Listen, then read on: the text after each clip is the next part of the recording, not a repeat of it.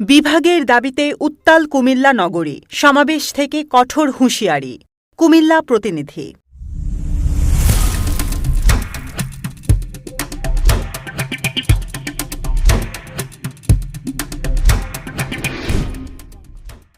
অবিলম্বে কুমিল্লাকে বিভাগ হিসেবে বাস্তবায়নের দাবিতে উত্তাল হয়ে উঠেছে নগরী।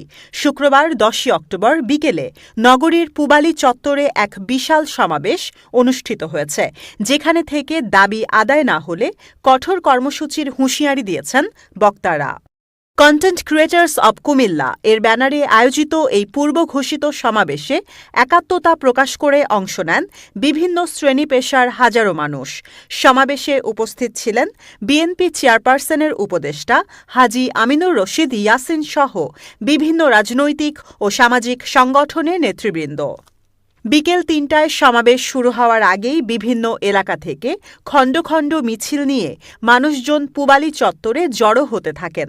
আমার দাবি আমার প্রাণ, কুমিল্লা বিভাগ বাস্তবায়ন, আর কোনো অজুহাত নয়, কুমিল্লা বিভাগ চাই ইত্যাদি স্লোগানে মুখরিত হয়ে ওঠে পুরো এলাকা।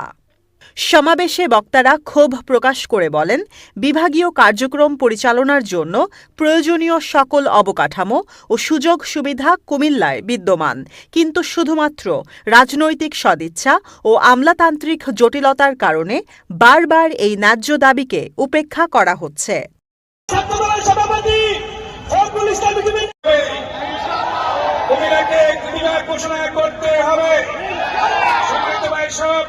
গত 24 ডিসেম্বর আমির ডাক্তার শমীরান সাহেব বলেছিলেন, কেন কুমিল্লাকে বিভাগ ঘোষণা করে বলল না, কেন বিভাগ করতে কোথায় বাধা?